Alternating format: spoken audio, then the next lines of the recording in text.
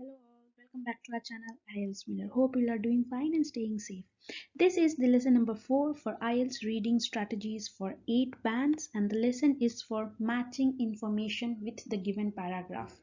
The method is simple and easy 3 steps method called RSM method. So we'll see how in 3 simple steps we will be solving these matching informations to get all of them correct. If you are new to the channel, don't forget to subscribe and click on that bell icon and follow us on our Instagram. So we will see what does the RSM method means. First, you need to see that match information with paragraph is not about whether the information is true or false. So you should not worry about matching word by word or reading word by word. It is more like finding the information. Where can they talk about? Suppose the question is as X. We just need to see where they are mentioning about X, what they are mentioning, whether it is true false. We are not worried about the exact information about X. We are just worried where are they talking about X. So this takes less time here. That is why you should not read intensive reading but only skim.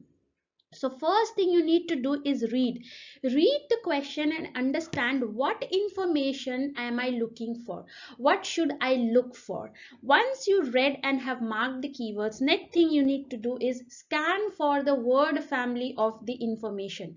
Here you are not going to find the antonyms or synonyms of the keywords. Like negative attitude means you won't get words negative attitude synonyms and antonyms.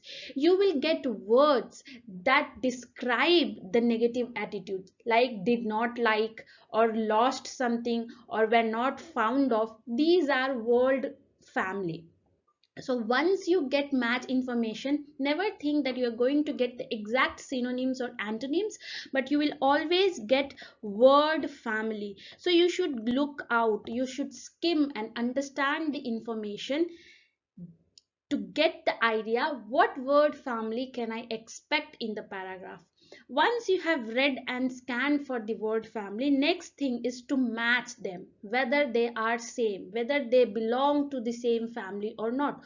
For example, the first question says a mention of negative attitude towards stadium. So where they're talking about something that is not liked by other people about the stadium. So if you skim through everything, you will find a paragraph where they are talking flexibility lost, not be accessible, okay, or you can say require more energy. These kind of things show some negativity, that flexibility is lost means something was lost, they were not flexible, so that is why people may not have liked it.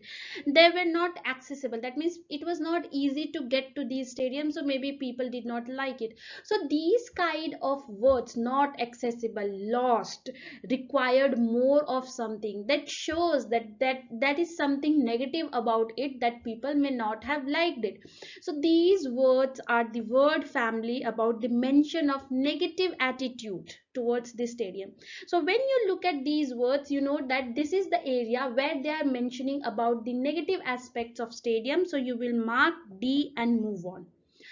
Exactly what is the negative attitude or what the stadium didn't have or have, we are not worried about the exact information whether being true or false. We just want to see where are they talking about something negatives about this stadium, so that it will show us that okay, this is the area where they can talk about negatives. So we are worried only about matching the idea of the question in one of the paragraph. That is why you just need to read and understand the question, scan for the keywords and match the word family from both the areas. So three simple steps, you will get this matching information done in shorter period of time, because we don't need to scan or read intensively about what the answer is or what the passage is talking about. We just need to see where they are talking about this particular information. Another thing you need to see is they do not come in order. Match information do not come in order. So don't think that 14 will here means 15 will come in next paragraph in E. No, they are not in order. They are jumbled, so they can come anywhere. So whichever keyword or scan keyword you get the word family for, just finish it off and move on. So this is how we do our math information type of questions. If you like our videos, or if you have any idea about what next video we should do comment it in the comment section. Like, share, subscribe not only our YouTube channel but also our Instagram, and enroll in our new online batch that is going to start from Feb 6, which is going to be night classes, because most of the students are working in the mornings and the afternoons. We provide night batches after 6 or 7 p.m. so that it is feasible for all the working and non-working students. So do subscribe and WhatsApp me for the classes. All the best for your exams.